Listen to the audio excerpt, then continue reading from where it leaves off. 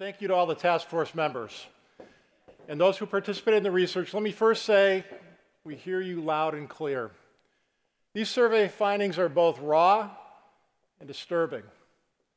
We own the realities that exist in our workplaces, and as employers, we're committed to partnering with others to improve Metro Milwaukee as a place to live. But before we share our next steps, let me introduce a panel of leaders to unpack these results and share some insights. Please welcome Blake Moret, Erickajoy Daniels, Austin Ramirez, Stephen Brown, and our moderator, Genyne Edwards.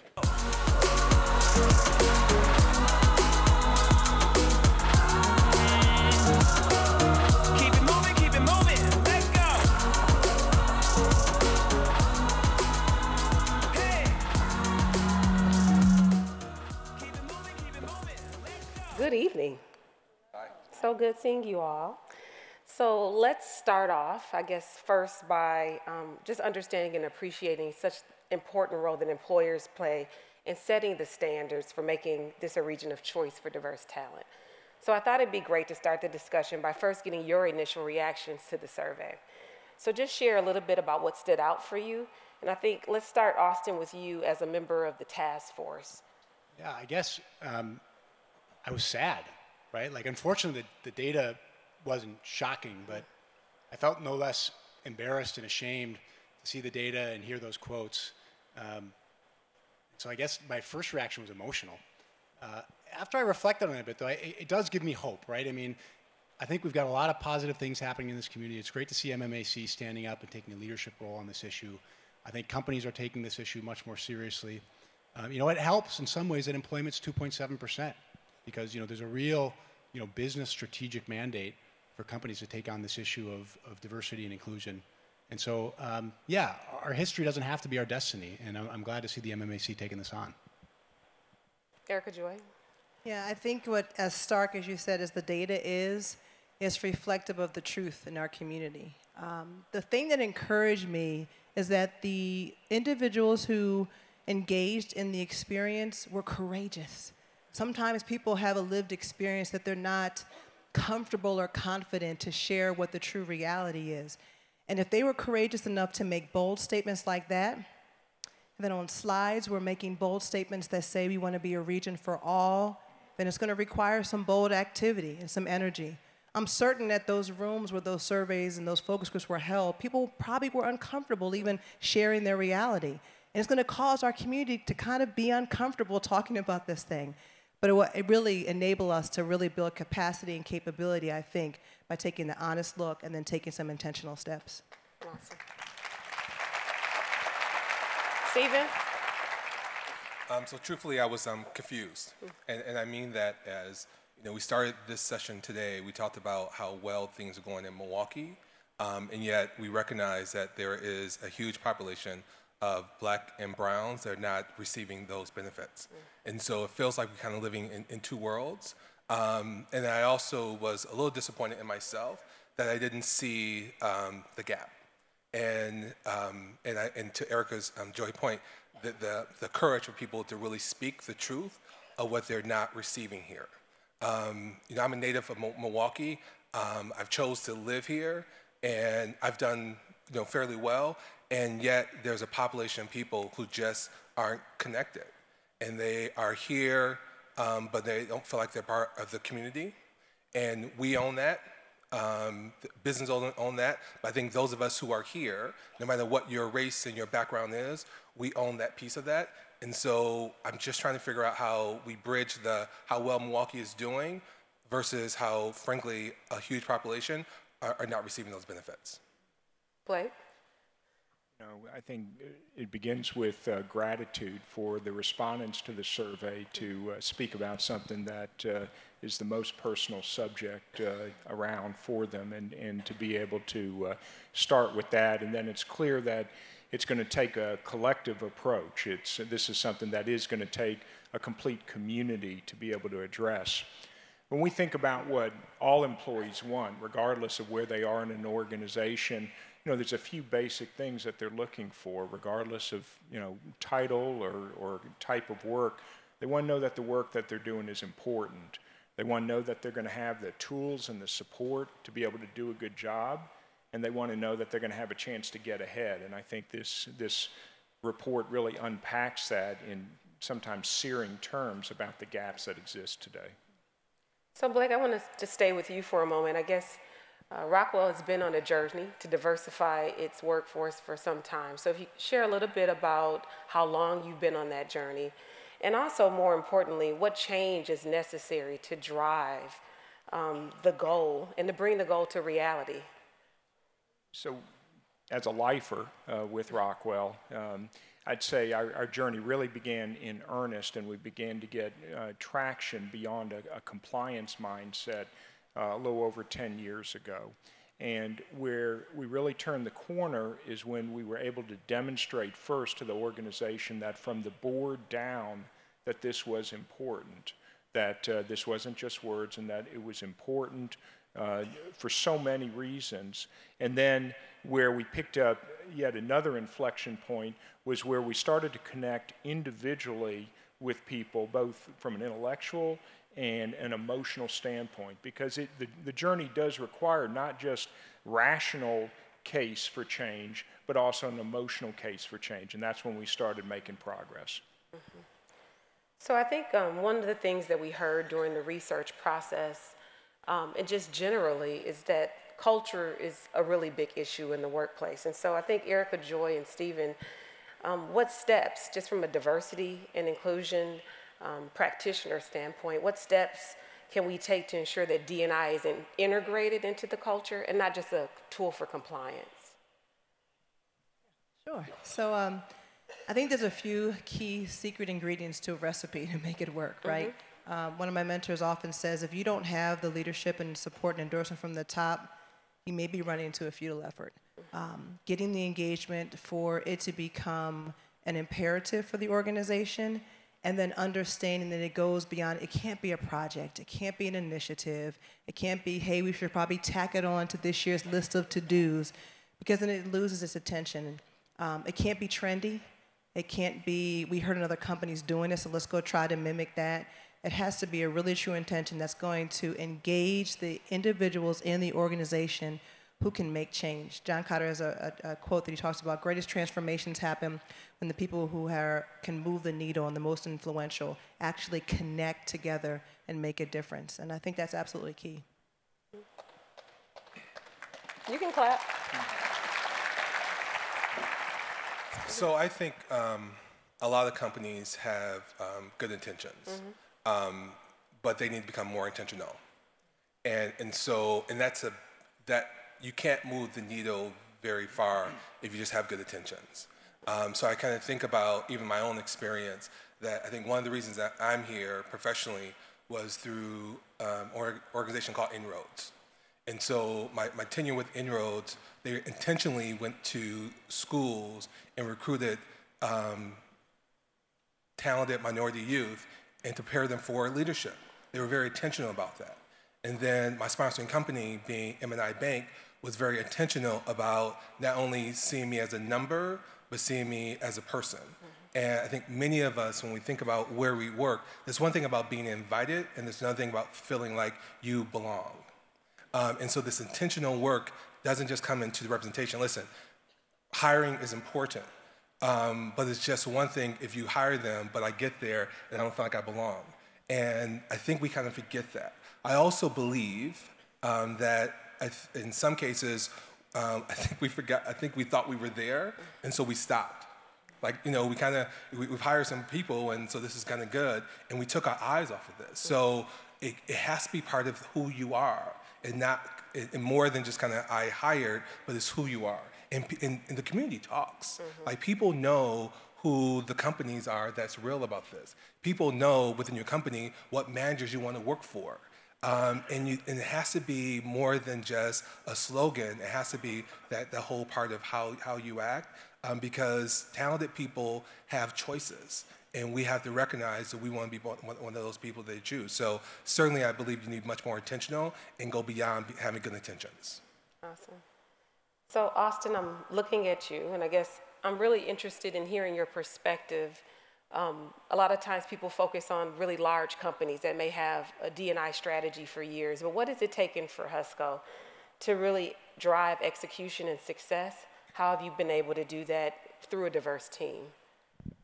Yeah, well, you know, it's hard. A lot of my entry-level talent for the professional side are engineers. And I think one of the big issues is the pipeline that we have for talent in this community. And you know, we saw some of the numbers on the screen about the employment gap. We've got plenty of jobs out there. And the reason there's a gap is not because we don't have people in the community. I mean, the unemployment rate is low, but the employment rate is also pretty low. There's plenty of people in this community that are capable of work and that want to work, but that don't show up in those unemployment numbers. But if you look at the educational results for our city, we're just not producing enough talented minority graduates. And you don't get to have minority CEOs if you don't have minority VPs, and you don't get minority VPs if you don't have minority managers, and you don't get minority managers unless you're hiring enough minority people in at the bottom of the funnel.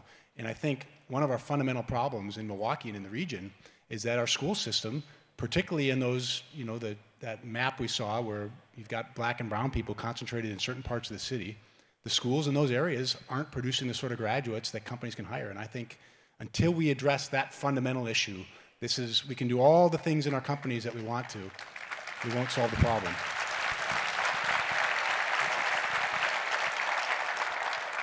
So it sounds like pipeline is an issue, but also recruiting. And so I'm looking at you, Stephen, because GE recruits from all over the world.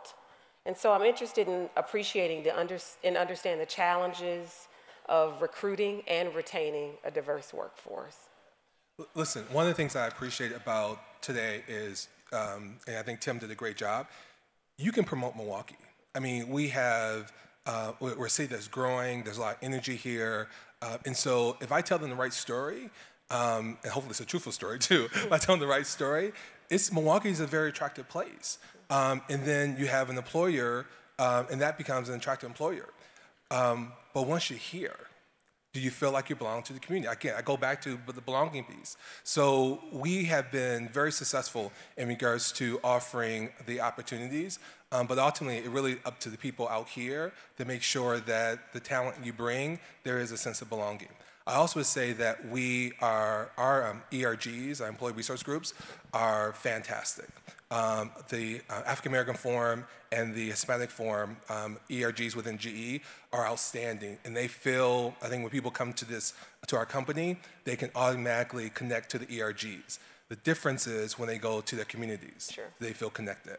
It's also very interesting that we have this conversation when we bring talent to the region. They say, do I want to live in Milwaukee or do I want to live in the surrounding areas? And they may choose not to live in the Milwaukee area, but we also recognize that when they go to surrounding areas, they still are the only one. Sure. I also think that it depends on if you are single versus you have a family. If you're single and you're your mid-20s, this ain't it. It doesn't feel like people feel like they belong, and so I think it depends on where that is. So no, it's a piece that we do for GE, but we recognize that it takes the other companies to partner and do it together. Just to pile onto that for a second, I think it's not just about recruiting minority talent. I mean, that's part of it, but young white talent wants to live in cities that are diverse too. Sure. So I think it's you got to look at it through that lens too. People want to live in diverse, thriving communities, and it impacts not only our minority talent, but all the talent here. Let me just add one. I know we're running out of time. Yeah, I will also say, listen, I love the question in regards to recruitment of talent. And yes, that's important, but we have to figure out how to work with talent that's here already. Yes. That we recognize there's a gap that's here already, and we can't forget those folks. It's one thing about we develop for the pipeline. We have to pull them through the pipeline. Sometimes you get stuck in that pipeline, right? So first of all, it's hard to get in there. Then you can't get out, and so we have to figure that out as a community how we make that happen. So Blake, I'm gonna close out. We're going to do our last round and come back over to this end. So just share with us why this goal of making this a region of choice, why is this important for your company? And just overall, why is it important for the region? Well, I'll start with the business reasons, and it's because diverse teams make better decisions, period. And so it creates a stronger company. And related to that is it allows us to attract and retain the broadest and best talent pool. But beyond that, as we think about, the broader purpose that we have, it's to our employees to be able to provide an environment that they expect. As Austin said, it's about the communities, because strong communities help the companies thrive, and it's a beneficial spiral. When we have a strong community, people want to come, and so better talent comes and begins to work in our institutions and in our companies. And so it's all those things working together that creates a word that's used often, an ecosystem, but it's something where people want to be a part of it, and that's why we do it. Erickajoy? No, can we call this Transparent Thursday? Because I knew what I was going to say to this question until about 15 minutes before I walked into this building. I had rushed home from work to grab my son, drop him off to my husband before I came to the event, and I was anxious. I think I was curious. My husband called me anxious, but I was curious because today was student election day, and Ivy, my son John, was running. He ran for student elections, and I asked him how his day went, and he said, "Good, Mom." Talked about lunch. Okay. Went from there to archery and how his archery skills are getting better. And he goes to his music, and I'm like pensive. I said, "Well, hey, how did the elections go?" And he said, "I lost." And I'm like, my heart is hurting, like, oh my. And I said, "You seem like you're good with it, bud." He said, "I am." He said, "One of my friends won." I said, "That's cool." He said, "And Mom, the other student, I'll say Pat won, and Pat's been running for years. Pat used to run when we were in elementary school. Pat gets made fun of at school a lot, but Pat won. And I'm excited because, even though Pat gets made fun of, Pat has a voice, and if you have a voice, you should have a chance, right? Isn't that why you do what you do?" And I said, "Bud, that is." He said, "Mom, Pat has ADHD, and I'm going to help Pat." And I said, "You are?" He said, "We're classmates. I'm supposed to, right?" And I say that because I think that's why I do the work I do, and that's why Advocate Aurora does what it does and enables me to do so. Because the first thing is we believe that every person who has a voice is a person who should have a chance. A chance if you're a patient to have health outcomes, a chance if you're a team member to thrive in your community, in your workplace. And then the other half of my son feeling responsible to help. We are the largest private employer in the state. Our size comes with responsibility, and we should own the responsibility of trying to make a difference. Austin? Yeah, I echo both of those comments. I like the way Blake framed it a little bit earlier. You talked about the rational and the emotional reasons. On the rational side, Husco wants to grow, and we can't grow as a company or a region unless we harness the talent that we have in southeastern Wisconsin. We're not doing that today. And on the emotional side, as Erickajoy said, I just don't want to live in a community. I don't want my kids to grow up in a community that isn't thriving and diverse and healthy. And we got a lot of work to do in southeast Wisconsin. And last but not least, Stephen, take us home. Take us home. I know. I felt like the pressure's on, and I have nothing deep to say. Close us out. Because listen, this is what we're supposed to do. This is my home. So I work here. I grew up here. My family's here. The way that we are better is when we are better, and we have to figure out who we are as a city, as a state. We have to figure out how our brand is, how we recruit people, how we have people stay. This is it's the right thing to do. It's also the thing that we just do. Let's be attractive about who we are. So nothing profound with this one other than we should be doing this. We know the data doesn't lie. It hit some people pretty harshly today. And I say, if it hit you harshly, do something about it. Yeah. Thank you. Thank you all.